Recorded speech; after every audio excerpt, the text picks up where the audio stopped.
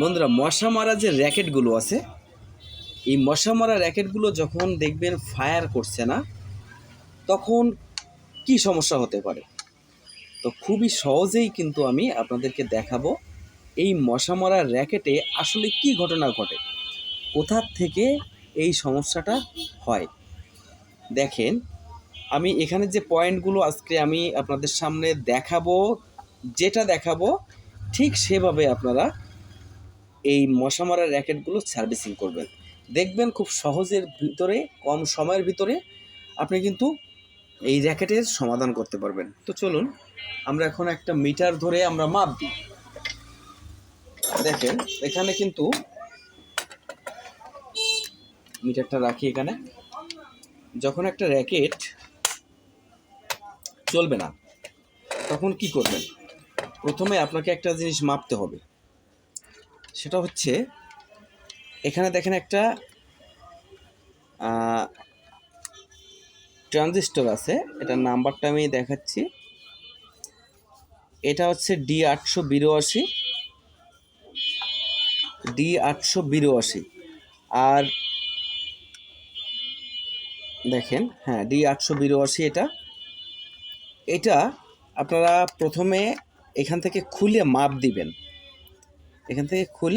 দিবেন। যদি আপনি মাপিয়ে শর্ট দেখেন, এটা যদি শর্ট দেখেন তাহলে এটাকে সরাসরি চেঞ্জ করে দিবেন। তবে এই ট্রানজিস্টরটা লেখা কোন দিকে দেখবেন এবং এর 1 নাম্বার পিন কোন দিকে এটা দেখবেন, দেখে তারপরে সঠিকভাবে লাগালে দেখবেন সমস্যার সমাধান হবে। শুধু এখানেই শেষ না, আরও কাজ আছে। এখানে দেখেন কয়েকটা ক্যাপাসিটার দেখছেন, পিএফ ক্যাপাসিটার। এইগুলো যদি কখনো কোনোভাবে শর্ট হয়ে যায় তাহলে কিন্তু আপনার এই সিস্টেমে কখনো ফায়ারিং করবে না।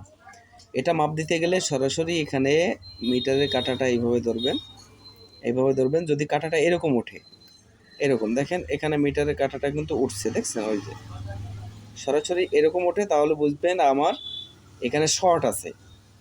এবার দেখেন, এখানে একটা মাপ দিতে হবে আপনাকে। এখানে যদি কোনো রেসপন্স না থাকে তাহলে মনে করবেন এই চপারের ভিতরের থেকে কয়েলটা রিমুভ হয়ে গেছে। তো প্রথমে আপনাকে এইটাকে মাপ দিতে হবে। তারপরে এখানে দেখেন, এই ছাড়া আর কোনো সমস্যা হওয়ার কোনো কারণই নাই এর ভিতরে। এই ট্রানজিস্টর, এখানে কয়টা পিএফ ক্যাপাসিটার আছে, আর এখানে যে রেকটিফায়ার আছে, 4টি রেকটিফায়ার, এগুলো যদি শর্ট হয় তাহলে এই সমস্যা হতে পারে। খুব সিম্পল একটা ব্যাপার। এগুলো যদি আপনি দেখে মাপজোক করে সমাধান করতে পারেন না তাহলে কোনো ব্যাপার না, এগুলো সার্ভিসিং করার কোনো ব্যাপারই না। অনেক সময় দেখবেন ফায়ারিং করছে না, হয়তো বা ব্যাটারি দুর্বল থাকতে পারে, কিন্তু এই ইনপুট সাইডে এখানে যে সাইডগুলো আছে এখানে খুবই কম সমস্যা হয়। এখানে সুইচেরও অনেক সময় সমস্যা হতে পারে, সেটা বেসিক, এটা দেখলেই তো বোঝা যায়। সুইচে চাপ দিলে তো আলো জ্বলে কিন্তু ফায়ারিং করছে না, সেই ক্ষেত্রে কথা বলছি।